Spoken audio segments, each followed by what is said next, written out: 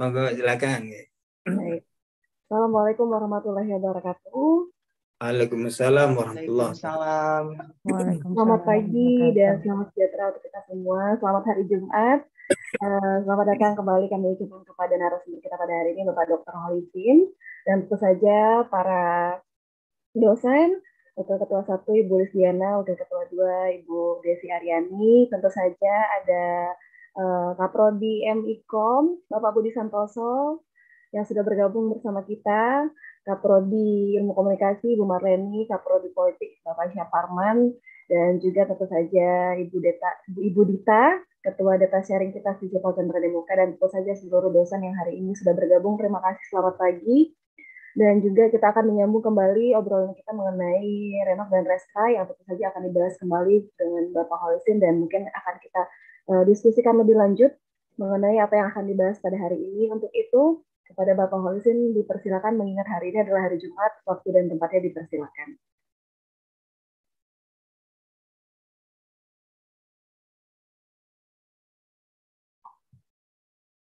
Masih di mute, Pak. Mohon maaf, Pak, izin. Baik, terima kasih. Assalamualaikum warahmatullahi wabarakatuh. Waalaikumsalam warahmatullahi wabarakatuh. Ibu-ibu, bapak-bapak semuanya, terutama Ibu Lis sebagai ketua atau wakil ketua, Ibu Lis? Wakil Bapak, wakil ketua. Karena kenal melalui layar itu agak juga susah. Kemarin ketua atau wakilnya. Kalau langsung ketemu semuanya itu kan enak. Iya. Suatu saat ya Pak, bisa ke Palembang. Nggih, insyaallah nanti. Bapak-bapak, ibu-ibu, ketua prodi dan semuanya teman-teman tim Data Sharing, utamanya Bu Dita ini yang tidak kenal lelah ini. Semangat Pak beliau. Terus ini. Nggih. Pagi ini sesuai jadwal kita akan terus melihat Renstra yang sudah dimiliki oleh Stisipol ya, Chandra Timuka. Kemarin kita sudah melihat sampai ke tingkat sasaran, strategi, dan indikator-indikator. Namun demikian, mungkin perlu juga sekarang kita teruskan itu. Jadi kalau di jadwalnya Ibu Dita itu kan tertulis ini analisis SWOT ya. Ya, betul Pak. SWOT. Nah, monggo berarti sekarang kita fokuskan ke situ, ke analisis SWOT. Mana saja SWOT yang sudah tertulis di situ, yang sampai sekarang ini kan sudah tahun ke berapa ini? Keempat dari ditulisnya itu ya, kalau dari 2020 ya. Dari 2019 Pak. 2019 ya? Iya, betul. Ya. Kita lihat, kan sudah banyak yang berubah. Mari kita baca SWOT itu satu demi satu. Kita lihat ini masih relevan atau sudah perlu diganti karena sudah ada perkembangan. Ini masih relevan, ini perlu diubah karena sudah ada perubahan dan seterusnya. Oleh karena itu saya mohon lagi kepada Ibu Dita untuk men-share ya, Renstra yang dimiliki oleh Stisipol. Baik Pak, saya izin share screen.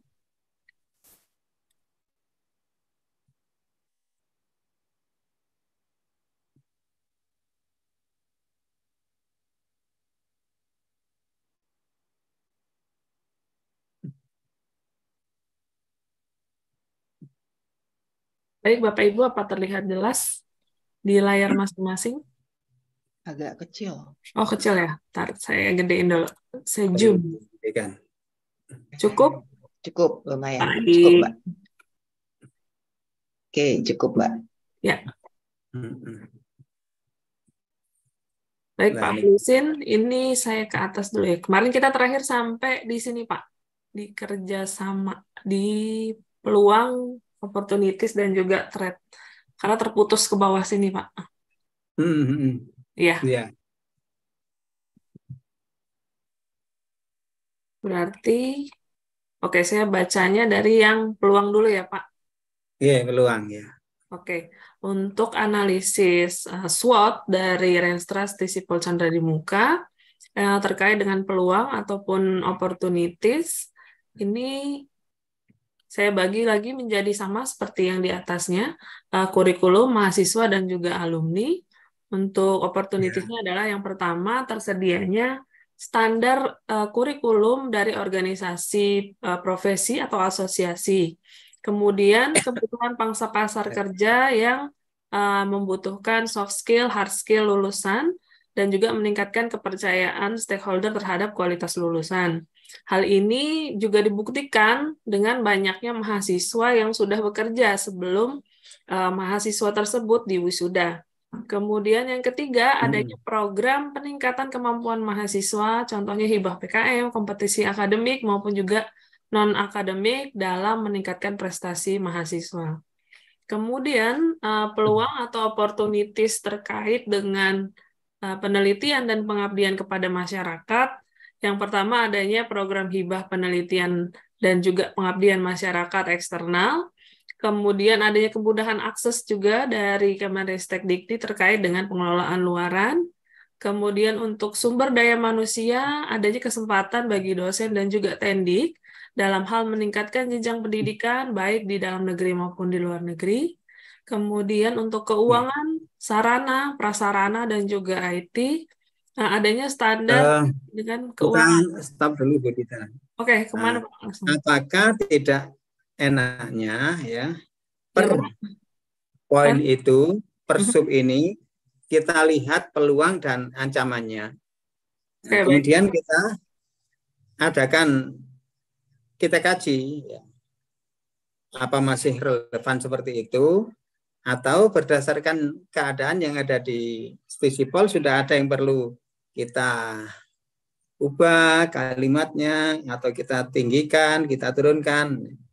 Nah ini tadi kan peluangnya tersedianya standar kurikulum. Kemudian kebutuhan pasar, menginginkan kompetensi, soft skill, dan seterusnya. Ketiga, adanya program peningkatan. Sementara ancamannya semakin banyak PT di Indonesia yang menggunakan kurikulum yang lebih kompetitif. Kemudian persaingan kerja yang sangat cepat, terutama di era global. Terjadi pergeseran tren peminatan karena saat ini calon mahasiswa memiliki kecenderungan minat di bidang IT. Ya, seperti ini, monggo Bapak Ibu semuanya ikut membaca, ikut memberikan masukan. Mungkin dari kurikulum ya Pak, yang mungkin di Stisipol kemarin juga kita belajar dengan Prof. Tri, sedang direvisi, proses untuk direvisi juga Pak, karena ada beberapa yang belum sesuai gitu dengan standar yang ditetapkan oleh Dikti. Ya, terutama dengan adanya kurmer. Ya, kurikulum merdeka. Merdeka, ya betul Pak. Ya. Artinya yang perlu diubah yang peluang atau yang ancaman? Yang peluang dulu kayaknya Pak. Peluang yang nomor 1. Iya. Ya.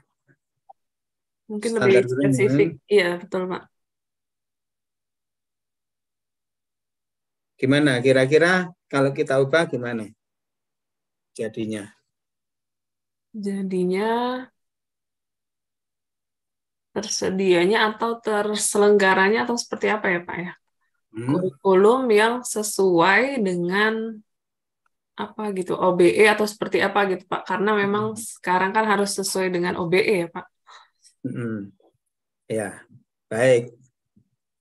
Sekarang kita kasih warna kuning aja, kita kasih tandai ya, sehingga nanti ketika kita sampai pada tahap penyusunan yang seperti ini jadi bahan ya. Oke. Dan kita akan mempelajari dulu, menganalisis ya. Berarti yang di peluang, yang di ancamannya juga perlu diberi tanda ya.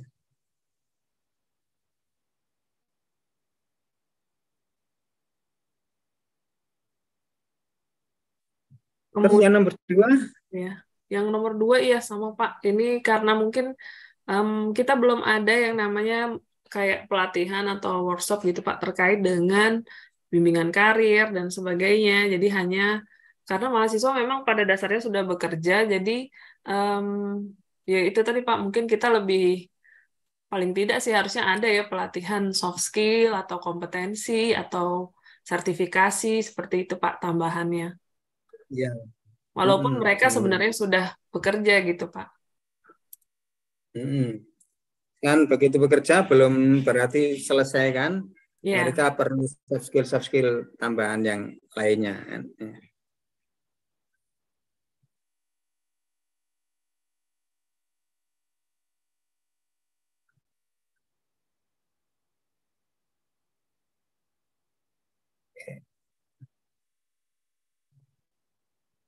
Oke. Yang nomor 3 ada yang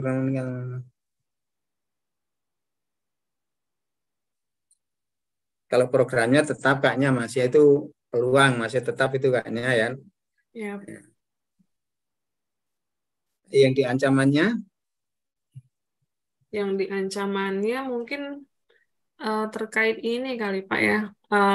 Kalau sekarang kan memang lagi booming IT gitu Pak ya. Nah, mungkin apakah gimana ya menyesuaikan atau menyelaraskan mungkin dengan prodi kita yang nggak ada IT-nya seperti itu, Pak. Karena lebih banyak sekarang calon mahasiswa minatnya ke arah situ gitu, Pak. Terjadinya pergeseran tren minat karena saat ini calon mahasiswa memiliki kecenderungan minat IT. Jadi itu kan harus artinya kecenderungan itu harus diberikan, harus kan? Nah, itu menjadi tantangan sekaligus ya, ancaman kalau tidak dilakukan apa-apa, tapi kalau kemudian kita lakukan kan itu jadi ya sesuatu yang baik ya, tantangan ya. Oke, nanti kita masih tetap artinya itu ya. Ya, baik Pak. Yang bidang penelitian? Bidang penelitian mungkin bisa ditambahkan ini adanya program hibah penelitian dan PKM untuk internal Pak. Karena selama ini memang masih yang banyak dapat itu dari eksternal. Sebenarnya ada beberapa yang kalau kita tuh dikasih bukan hibah ya Pak, mungkin lebih ke publikasinya gitu yang dibiayai oleh institusi. Kayak gitu Pak Holisin. Mungkin ini untuk tambahannya. Ya.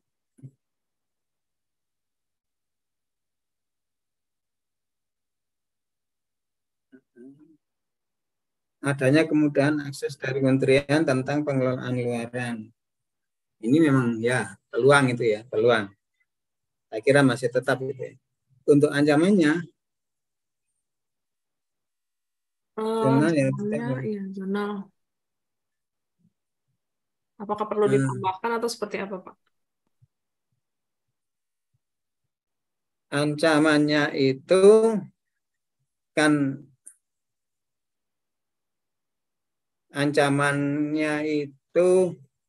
dosen yang tidak punya karya ilmiah, dia akan tidak bisa naik pangkat kan itu, naik jabatan atau naik pangkat ya.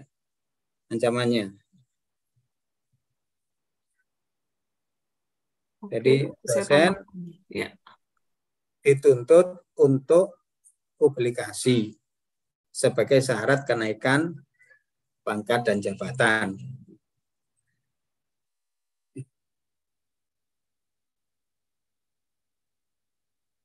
Oke.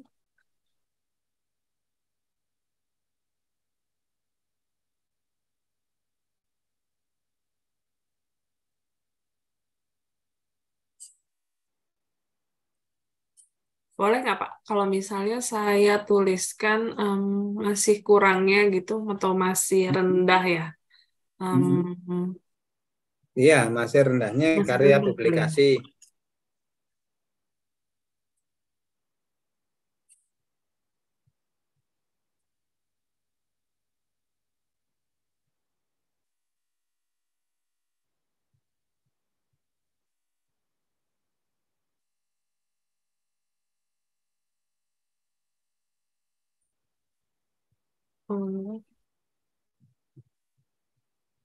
Karya publikasi, hasil penelitian maupun pengabdian ya. Jadi kan dua-duanya itu.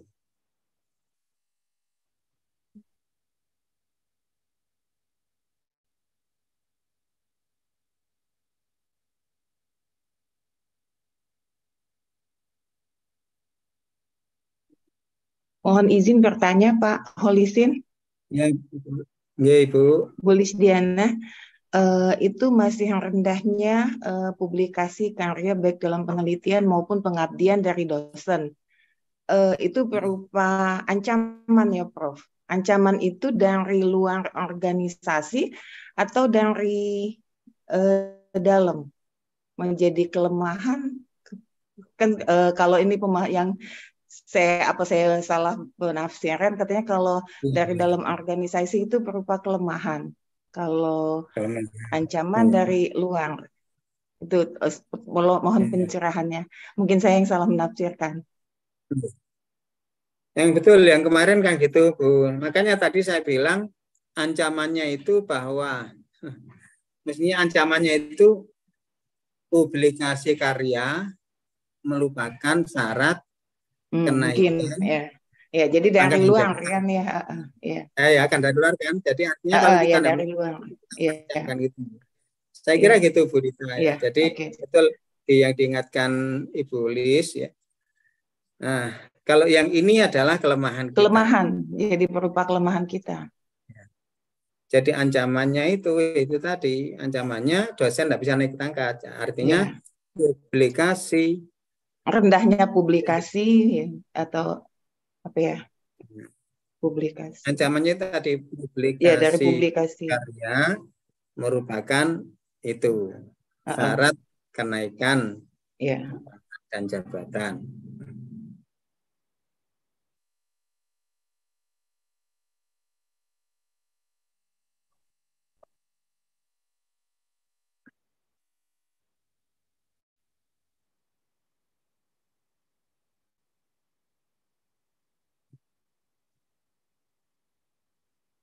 Oke, bisa dilanjut ya Pak Holisin. Komponen selanjutnya itu ada sumber daya manusia. Sumber daya manusia adanya peluangnya ada kesempatan bagi dosen untuk melanjutkan jenjang pendidikan. Kemudian kalau untuk tantangannya itu ada kaitannya dengan tuntutan dari Kemendikbud yang tinggi untuk para dosen dan mahasiswa melalui banyaknya program atau mungkin aplikasi-aplikasi online atau program-program online lainnya yang kita tuh harus cepat menyesuaikan gitu, Pak. Jadi misalnya ada aplikasi satu, kita belum selesai belajarnya gitu, udah ada aplikasi lain yang kita harus belajar lagi gitu, Pak, untuk dosen maupun mahasiswa atau institusi. Itu terjadi juga di yang terjadi muka. Terjadi seperti itu. Iya Pak, kadang satu aplikasi itu kita baru mulai belajar nih gitu kan. Belum lagi aplikasi yang dari LLDikti gitu Pak ya, dari LLDikti 2 gitu. Ada lagi gitu kita harus menyesuaikan lagi. Nah, mungkin itu yang kerjaan yang dari dosennya sendiri mungkin belum selesai gitu Pak, udah ditambah dengan beberapa yang harus kita sesuaikan lagi. Guyonan, jadi gurauannya kalau di kami itu ya, dosen sekarang itu tidak disuruh sibuk mengajar atau meneliti, tapi disuruh sibuk mengisi aplikasi. Ya. Jadi betul itu kami yang di negeri apalagi mungkin tuntutnya lebih banyak mungkin. Kami menghitung programnya saja sudah lupa. Artinya di tahun ini kemarin yang tentang kepegawaian macam-macam ada MySPAK, MySPAK. Itu ngisi, apalagi ngisinya itu harus urut. Kalau di tengah-tengah kemudian berhenti belum selesai satu poin itu nanti buka lagi hilang yang atasnya. Jadi harus satu paket itu diisi. Sudah kita isi. Habis itu sudah lupa mungkin kementeriannya ganti sister. Nah, sister juga kan ya di swasta ada sister juga kan ya? Sama Pak. Ya, sister. Sebelum sister ada apa lagi? Lah hari-hari ini kami ini tadi nanti hari Jumat ini harus selesai paling enggak jam 11 malam nanti harus selesai. Kita disuruh untuk itu mengisi namanya saja sudah lupa saja tadi. Kinerja, peningkatan kinerja gitu. Artinya itu kaitannya dengan penanganan kekerasan seksual. Sudah ada sosialisasi juga nggak di Stisipol? Sudah Pak, ada PPKS namanya ya. PKS ya. PPKS atau PPKS? PPKS. Kemudian hari ini harus selesai itu. Ya, kaitannya dengan PPKS itu namanya kita harus mengisi itu tadi kinerja namanya. Nah, kalau tidak selesai hari ini, maka di kami dosen perguruan tinggi negeri itu salah satu ancamannya ini tunjangan remunerasi dihentikan. Jadi ada ancaman-ancamannya ini.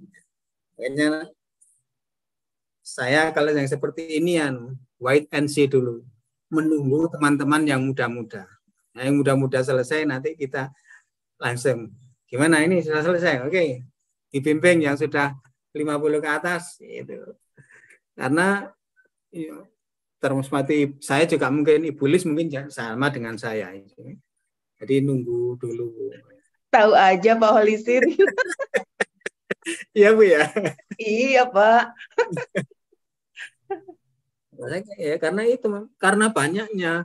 Menurut kan gini, katanya kita sudah online itu sudah menyatu satu sistem. Tapi mengapa untuk hal yang sama isinya, tapi kok harus mengisi lagi gitu?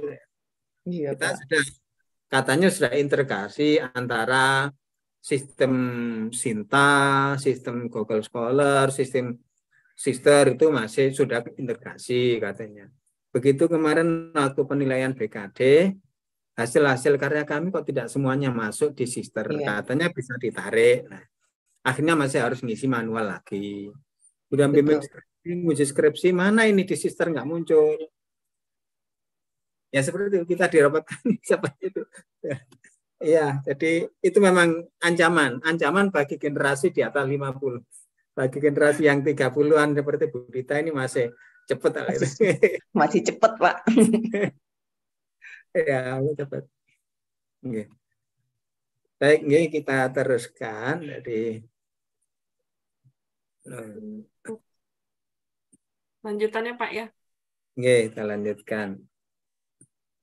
Oke, untuk lanjutannya setelah komponen sumber daya manusia itu ada keuangan, Sarpras dan juga IT. Untuk peluangnya itu kita punya standar akreditasi keuangan, standar ininya Pak, mungkin SOP-nya terkait dengan keuangan, Sarpras juga IT juga. Kemudian untuk ancamannya ini sama Pak, karena masih banyaknya kebijakan dari Kemendikbud yang berubah-ubah tentang sistem IT yang tadi saya kemukakan tadi Pak masalahnya. Jadi banyak sekali ya aplikasi yang harus disesuaikan. Yang mana sumber daya kita juga kan nggak semuanya ini apa bisa IT gitu langsung ngecun gitu dengan IT gitu Pak. Seperti itu. Saya lanjut ke tata kelola dan tata pamong. Sudah tersedianya sistem evaluasi penjaminan mutu yang sesuai dengan standar dari Kemendikbud. Kemudian ancaman semakin tingginya tuntutan dalam memenuhi standar akreditasi, bahkan harus internasional Pak ya sekarang. Kalau nggak salah, iya. Nah itu yang menjadi ancaman seperti itu. Lanjut. Yang itu sudah tersedia semua ya, memang yang tata kelola itu sudah ya. Sistem evaluasi penjaminan mutu sudah tersedia semua ya. Ya, kalau untuk dokumen SPMI-nya sudah, Pak. Cuman untuk implementasi itu beberapa masih belum ada, Pak. Belum diimplementasikan. Jadi baru memang sebagian besar dokumen saja SPMI-nya, kebijakan, manual, kemudian standar sama formulir SOP-nya, Pak. Sudah ada itunya ya. Sudah ada, Pak. Cuma implementasinya memang yang perlu ditingkatkan lagi gitu, Pak. Apa perlu ditulis di ini ancaman juga Tadi atau kalau kan berarti itu kan kelemahan tadi ya, ada tapi belum kan berarti kelemahan ya, sudah ada secara internal belum dilaksanakan kan ya. Oke, baik Pak. Kalau ancamannya memang ini ancamannya ya, tuntutannya semakin tinggi ini ya. Baik, di bidang kerjasama. Di bidang kerjasama semakin banyak perguruan tinggi dan institusi juga yang melakukan kerjasama dengan Stisi Pol Chandra di Muka, Pak. Kemudian untuk ancamannya memang sulit untuk mengadakan MOU dengan luar negeri, Pak. Itu yang kita masih belum ada dengan luar negeri, MOU-nya atau MOA-nya seperti itu.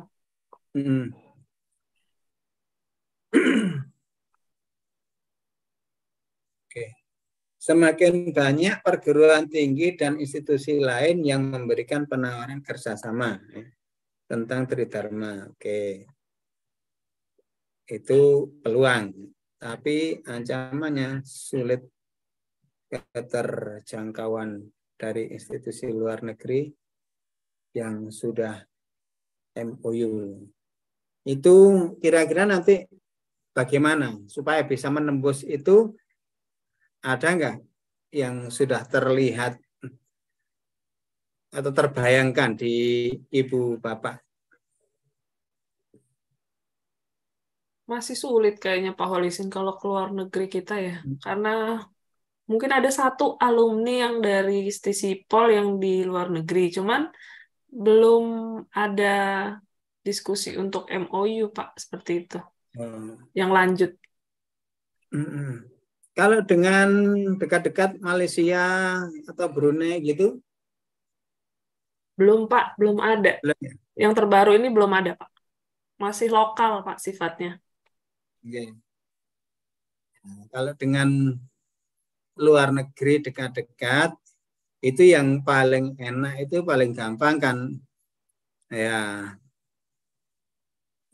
short course, atau kalau short course masih kurang pendek lagi ya, seperti program 1-2 minggu pengiriman mahasiswa ke situ, atau menukar mahasiswa, atau dosen, kunjungan dosen ya, visiting lecture ya, dosen pergi ke salah satu perguruan tinggi yang ada di sekitar kita, Brunei atau Malaysia, kemudian kita mengadakan kegiatan visiting lecture situ 1-2 minggu berhubungan dengan salah satu profesor atau ya, doktor yang di situ sudah kita bisa sharing gitu, itu sudah termasuk kerjasama sudah nanti dirancang ke sana. Kalau yang panjang-panjang memang dananya juga banyak kan ya. Kalau semuanya tukar-menukar mahasiswa umpamanya, itu kan juga kita perlu dana juga. Tapi nanti Kemenristek kan juga itu menyediakan itu kan ya, menyediakan berbagai program itu untuk itu. Ya, berarti masih kebuka ancaman karena belum ada. Ya.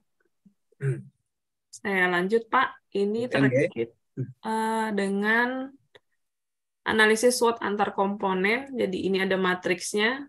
Ini SWOT-nya, strategi yang SO-nya iya. Untuk kurikulum tadi, pengembangan dan pengoptimalan kurikulum. Kemudian untuk WO-nya, itu juga pengoptimalan integrasi hasil penelitian pengabdian sebagai referensi perkuliahan atau bahan ajar atau juga buku ajar. Ini untuk yang external opportunities-nya, Pak. Oke. Oke.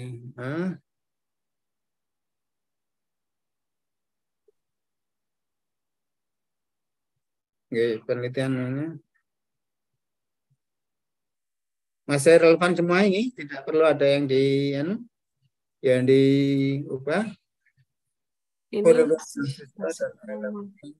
Pengembangan dan pengembangan kurikulumnya dengan milestone. Milestone-nya sudah ada ya? Milestone ada Pak. Nanti saya stop share dulu ya Pak. Saya kasih lihat milestone-nya dulu. Oke.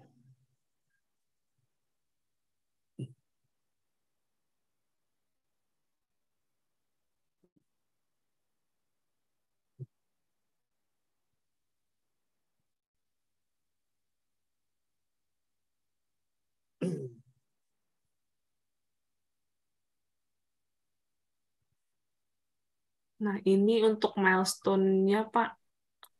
Tapi belum apa Pak, belum istilahnya masih general gitu Pak Holisin. Jadi dimulai dari 2019 sampai 2039 ini Pak. Oh ya, ya. RIP ya kan? Ya, untuk RIP-nya.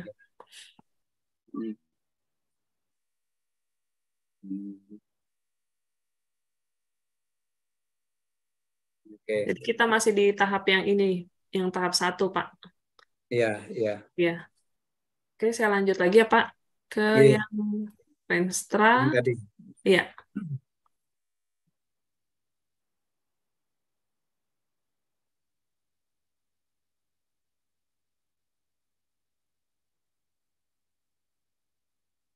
Kemudian untuk yang selanjutnya, yang pertama masih sama Pak. Kemudian yang kedua ini terkait dengan penelitian pengabdian, mengoptimalkan pelaksanaan dari roadmap penelitian dan PKM dalam meningkatkan jumlah hikbah eksternal dan juga haki.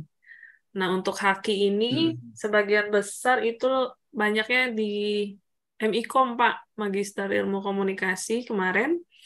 Kemudian baru yang dihakikan apa? Yang dihakikan itu ada buku ajar atau modul ya? Mungkin Pak Budi bisa menjelaskan. Modul sepertinya Pak. Modul dan buku ajar. Untuk modul kan sederhana kan ya. Katakan kita sudah punya buku ajar, sudah ber-ISBN. Dari buku ajar itu per bab aja bisa kita jadikan modul untuk dihakikan kan ya. Kalau di situ ada 10 bab, bisa menjadi 10 HKI. Oke. Ya.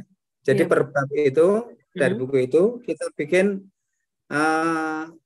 PowerPoint-nya. PowerPoint itu dari buku yang ada kita ambil intinya, kemudian diberi, sekarang kan enak, diberi link untuk perluasan ini, buka ini. Nanti di halaman berikutnya ada keterangan begini, untuk perluasan ini buka ini. Modul itu kalau dijadikan PowerPoint 10 halaman saja, umpamanya satu bab, itu sudah bisa dihakikan. Teman-teman di sini banyak hakinya, salah satunya dengan itu. Dulu ketika HKI kan sulit, nah, ternyata salah satunya yang mudah itu. Jadi sudah punya buku, tapi buku itu kan standar. Kita mengadakan improvisasi dari buku itu berupa modul-modul per bab yang diperkaya dengan penunjukan sumber. Sudah, itu jadi modul. Nanti bisa diterapkan ya, kalau belum. Iya, baik Pak. Kemudian untuk komponen selanjutnya, sumber daya manusia, untuk SO-nya itu adalah meningkatkan kualifikasi SDM melalui jenjang pendidikan dengan pemberian beasiswa, dan kemudian untuk weakness-nya adalah meningkatkan jabatan fungsional dan juga sertifikasi dosen. Itu Pak Holisin, kita memang masih kurang ya Pak, memang masih butuh percepatan terkait dengan Japfung dan juga sertifikasi dosen gitu Pak, untuk dosen di Stisipol Candradimuka. Saya mohon maaf, saya tanya sebentar ya. Iya, Pak. Kalau kami di negeri itu kan seperti kan pangkat jabatan kan jelas sesuai dengan tuntutan. Kalau di swasta itu untuk penjenjangan seperti itu aturannya disamakan dengan yang ada di negeri atau ada poin-poin yang tidak sama? Mungkin saya tanyanya kepada Ibu Lis ini yang sudah lebih tahu di situ. Baik kita Pak. juga boleh jawab karena Bu Dita juga. Baik, nanti mungkin dibantu oleh Bu Desi. Saya di akademik, kalau Bu Desi di SDM Pak. Tapi setidaknya saya jawab dulu. Kalau kenaikan pangkat kita sama kayak yang di negeri Pak. Jadi mulai asisten ahli, terus nanti ke lektor kepala. Jadi kita mengikuti aturan dari pemerintah, dari Kemendikbudristek. Jadi kita itu ada, kalau di Dikti 2 ini ada namanya Sikito. Jadi kita mengisi aplikasi Sikito, nanti dari tim PAK menyetujui, lalu terakhir sama Ibu Ketua, dan langsung nanti ke Dikti. Jadi sama seperti prosesnya di perguruan tinggi negeri seperti itu Pak. Sehingga hasilnya nanti juga berlaku. Jadi misalnya kepangkatan saya, mohon maaf saya masih lektor ini Pak, baru berjuang untuk lektor kepala. Jadi nanti yang kita yang di swasta ini bisa digunakan kemana-mana kepangkatan kita itu seperti itu Pak. Tapi kalau kita sendiri sepertinya Bu Desi kita belum menambahkan ya komponen-komponen apa saja untuk penambahan itu. Jadi menyesuaikan saja karena setiap dosen itu mengisi, yang punya NIDN sudah mengisi BKD. Seperti itu Pak. Jadi itu dasar untuk kepangkatannya. Seperti itu Pak Olisin. Mungkin Bu Desi lebih khusus lagi ada yang mau ditambahkan? Baik Pak Olisin. Jadi kalau saya boleh cerita di Stisipol itu dari awal dosen memiliki NIDN atau pengajuan NIDN itu dari awal masuk kita berikan waktu sekitar 6 bulan gitu. Jadi 6 bulan dia statusnya adalah dosen luar biasa. Lalu kemudian setelah 6 bulan melalui proses evaluasi dan juga rekomendasi dari Kaprodi, dosen tersebut kemudian baru saya dibuatkan untuk pengajuan NIDN-nya gitu. Setelah itu baru kemudian kalau dia punya IDN otomatis sudah masuk nih hitungan beban kerja dosennya gitu. Jadi dia mulai kemudian untuk pengisian BKD Sister dan sebagainya. Nah, karena di LDT 2 itu memang ada aplikasi yang namanya Sikito Pak. Jadi tiap dosen yang sudah memiliki NIDN, dia kemudian kami bikinkan akun Sikito. Jadi dosen yang bersangkutan itu bisa kemudian mulai mengisi gitu persyaratan ataupun berkas yang dibutuhkan ketika akan pengajuan jenjang akademik Pak itu. Jadi mulai bisa dikumpulkan pada saat itu juga itu. Jadi ketika dia sudah punya NIDN, maka semua akun-akun yang berhubungan dengan aplikasi terutama yang sifatnya lokal Pak, misalkan di LDikti ataupun kemudian yang di Dikbud itu kemudian kami buatkan gitu. Jadi membantu dosen yang bersangkutan untuk kemudian juga istilahnya itu meniti karir secara mandiri ya Pak itu. Jadi Google Scholar-nya, Sintanya dan lain-lain itu kemudian kami buatkan akunnya itu. Dan memang di kampus juga ada operator yang memang ditugaskan untuk istilahnya itu mengobservasi ataupun juga memantau dosen-dosen yang sudah mungkin masa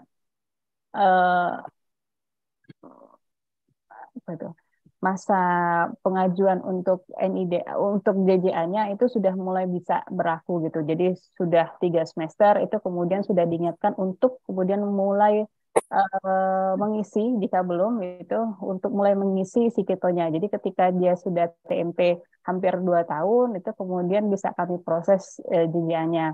Nah, memang mungkin kalau untuk kondisi saat ini kita memang yang agak banyak itu memang JJA-nya itu di AA banyakkan dosen itu. Jadi untuk kenaikan pangkat ke lektor itu kemudian yang masih agak tersendat sedikit gitu. Dan kita memang belum punya profesor Olisin gitu. Lalu kemudian kemarin terakhir baru ada lektor kepala lagi setelah dosen yang sebelumnya itu pensiun gitu.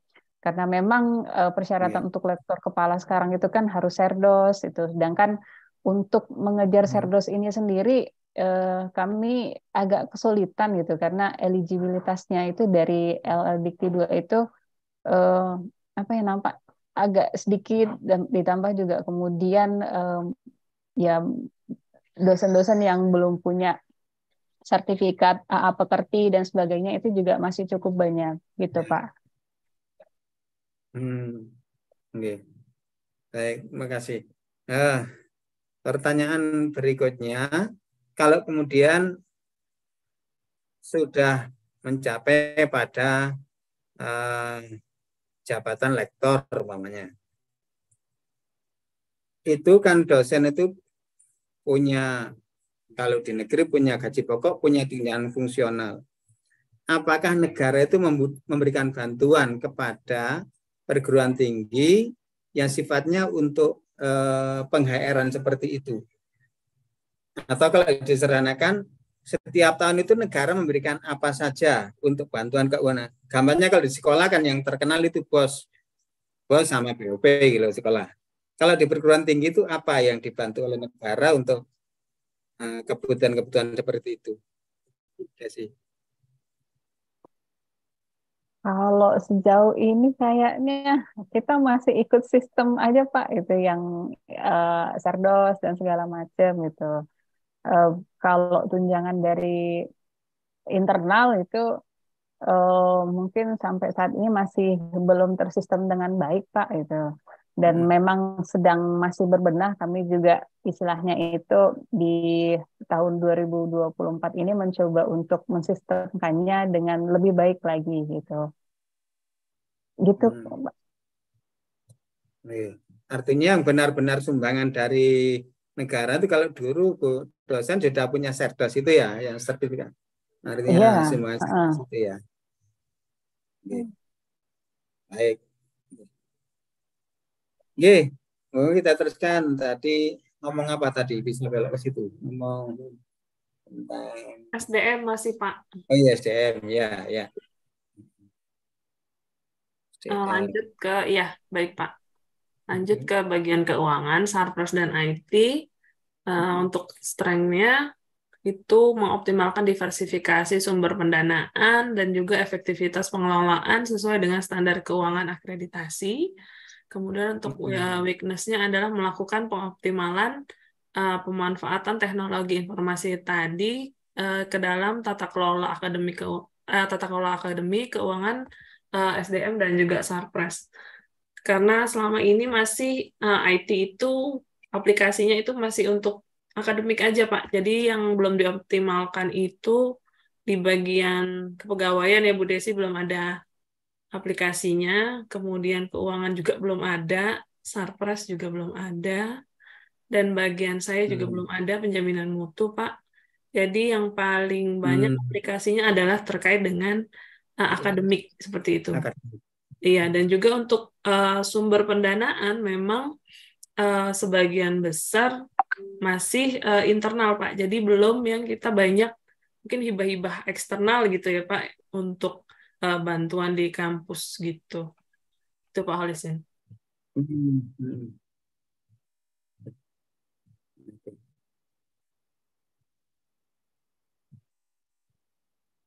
Saya lanjut apa Pak? Berikut. Iya. Yeah. Oke, ini tata kelola tata pamong, mengoptimalkan sistem tata kelola dan tata pamong, kemudian juga mengikuti regulasi yang ditetapkan oleh Kemendikbud tentang kebijakan pengelolaan dan pelaksanaan program, dan untuk kerjasamanya adalah mengoptimalkan kerjasama dengan institusi yang sudah punya MOU dengan Stisipol, dan juga lebih spesifik lagi diatur di dalam MOA atau surat perjanjian kerjasama gitu Pak. Itu untuk kerjasamanya. Kemudian untuk kalau tadi opportunities, ini untuk yang external threats-nya, ancaman dari luarnya. Untuk strateginya sama Pak ya dengan di atas tadi, hampir mirip, mengoptimalkan dalam hal lulusan yang memiliki kekhasan serta mempunyai daya saing dalam memanfaatkan teknologi informasi, juga meningkatkan pemahaman mahasiswa tentang peluang lapangan pekerjaan di bidang sospol, baik di dalam negeri maupun di luar negeri. Seperti itu, Pak. Karena memang tidak banyak juga ya, Pak, peluang kerja di bidang sospol gitu yang di luar gitu, selain memang mungkin birokrat gitu kebanyakan ya, Pak. Iya, ya. Tidak seperti jurusan MIPA ya. Kalau MIPA langsung jadi direktur, jadi ini dan itu. Kalau sospol peluangnya banyak, tapi lebih di dimensi-dimensi sosial. Iya, betul, Pak. Biasanya malah menjadi direktur tinggi gitu kalau sosial. Iya, bisa ada. Ya. Terutama mungkin ini Pak, yang politik kan memang lebih spesifik gitu kan Pak. Iya, yang politik spesifik Iya. sekali.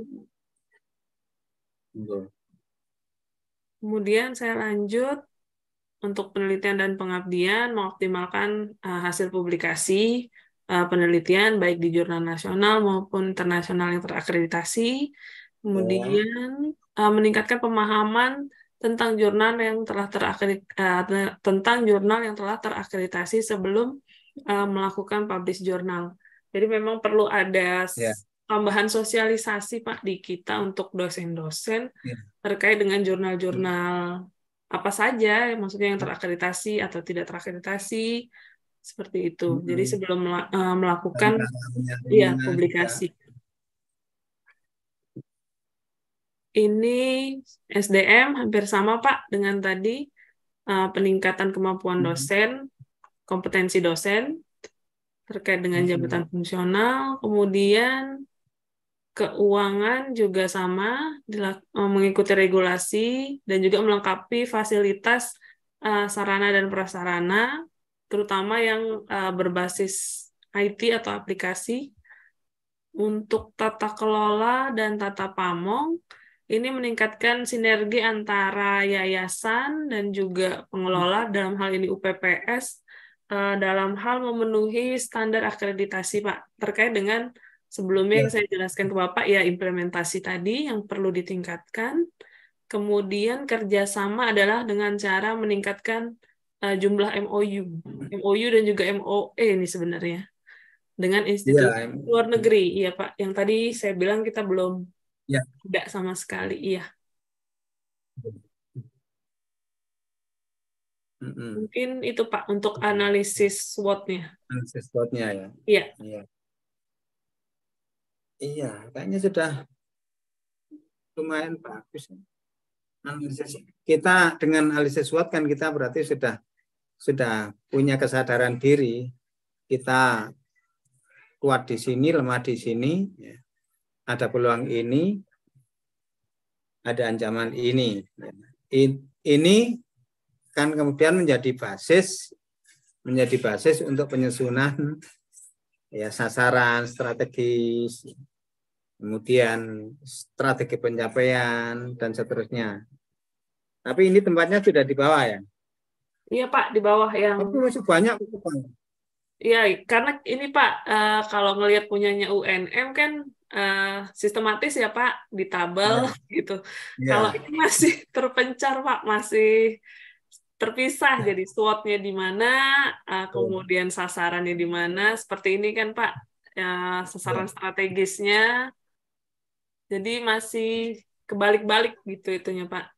Ya, artinya membacanya pun agak susah, perlu konsentrasi tingkat tinggi karena tidak langsung.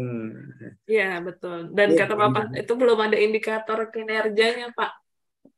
Kalau punya UNM kan ada ya Pak angka kuantitatifnya seperti itu. Jangan bilang UNM, UM saja. Oh iya, UM.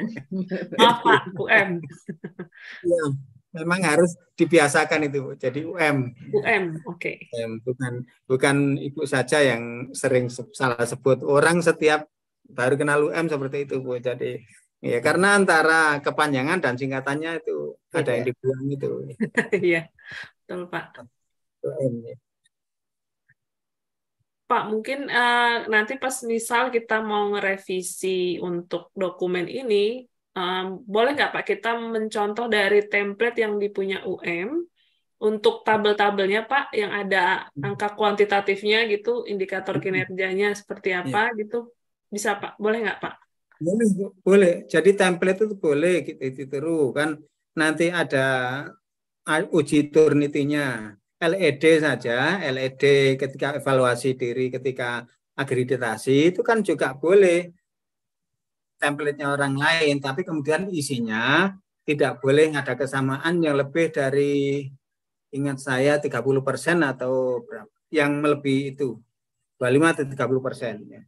Itu. Jadi seperti kalimat-kalimat pembuka ya, itu enggak apa-apa sama, yang penting isinya itu yang berbeda kan itu. Iya Pak. UM pun juga sebetulnya tidak murni bikin sendiri kan juga ada.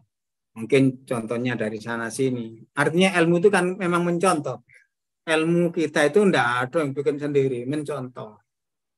Kalau pokoknya di dalam negeri enggak ada, mungkin kita belajarnya dari luar negeri yang sudah mapan-mapan kan gitu ya. Boleh, jadi sudah saya kasih contoh yang UM seperti itu, kalau yang Fakultas Sastra seperti itu, kalau yang dari UNJ seperti itu semuanya nanti Bapak Ibu ketika asinkron, ketika tidak dengan saya, langsung di ruangan gitu, monggo silakan pilih template yang mana yang enak, ya. Tinggal mengisi ya. Di PDF-nya kemudian di-word-kan dulu biar nah, tinggal mengubah isinya, silakan saja. Oke, nggak apa-apa Pak. Ya, saya izin dulu nih Pak Holisin. Iya. Ya, agar Ya. lebih... Kalau kemudian seperti itu dibikin, kemudian ganti nama sama pejabatnya itu yang tidak boleh. Itu seperti orang bikin RPP. Kalau di sekolah itu kan ada RPP ya. Rencana pelaksanaan pembelajaran itu biasanya guru-guru kan disuruh bikin itu. Jadi satu semester itu RPP-nya 16 kan, 16 pertemuan. Itu biasanya ya guru-guru kan susah, apalagi guru swasta, HR-nya enggak seberapa. Ya sudah cari di internet. Udah ini cocok ini. Diganti nama. Kadang-kadang namanya diganti, alamatnya diganti lupa atau tahunnya. Ya Pak, itu sering terjadi. Betul Pak. Iya. Ya kita memang kadang-kadang itu tuntutan kita hanya tuntutan administrasi, kadang mengalahkan yang substansi. Jadi guru-guru itu ngajarnya itu dituntut harus ini ngajarnya di kelas akhirnya waktunya terbengkalai untuk bikin itu. Urusan iya. Iya. Hanya kalau Pak Nadiem bikin RPP 1 lembar itu bagus itu. Cukup 1 halaman itu. Guru itu kan sudah tahu segalanya. Yang penting tujuannya kelihatan, indikator sudah. Oke, boleh, monggo silakan Ibu nanti dilakukan peniruan template. Baik Pak. Oke. Pak, kita lanjut ke isu strategis atau gimana Pak? Panjang isu strategisnya. Panjang Pak, karena ini jadi kayak gini Pak. Tabel tujuannya karena kepotong ini, maaf Pak ya. Iya. Ya. Di tujuan sasaran, iya, dan strategi. Kalau yang di UM kemarin memang kan ada yang saya bilang ada kuantitatifnya Pak. Berapa persen untuk baseline-nya per baseline mulai dari baseline 2000 berapa ya? Kemarin itu saya lupa. 2020 kalau nggak salah. Nah, kita nggak pakai itu, Pak. Iya, kita belum pakai itu. Jadi masih sifatnya kualitatif, Pak. Ya, kalau kualitatif kan susah mengukurnya nanti ya. Iya, betul. Ini saya lanjut ya, Pak ya. Berarti ke tabel untuk tujuan sasaran dan strateginya untuk pengembangan Stisipol ya, Pak. Kalau dijadwalkan hari ini SWOT ya. Iya, kalau dijadwal sih cuma SWOT aja, Pak. Atau dicukupkan di SWOT dulu. Kemudian ya Bapak Ibu kemudian mempelajari lagi SWOT itu nanti sebagai bahan ya, sebagai bahan ketika nanti sampai pada tahap penyusunan itu sudah ada bahan-bahannya. Jadi yang habis kita bicarakan ini tadi dengan saya, Bapak Ibu setelah ini, monggo ketika saya pamit Bapak Ibu kalau masih ada waktu meneruskan, ya melihat poin-poin tadi, sehingga nanti ketika pada tahap penyusunan, Bapak Ibu lebih ready, gitu nih. Iya. Jadi yang ini untuk besok hari. Baik, Pak. Okay.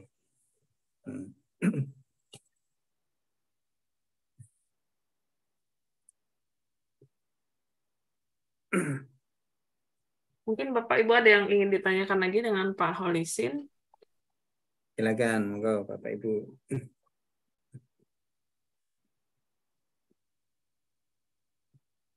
Mungkin cukup kali Pak ya, karena mau mensinkronkan yang tadi Pak, SWOT tadi karena masih pisah-pisah.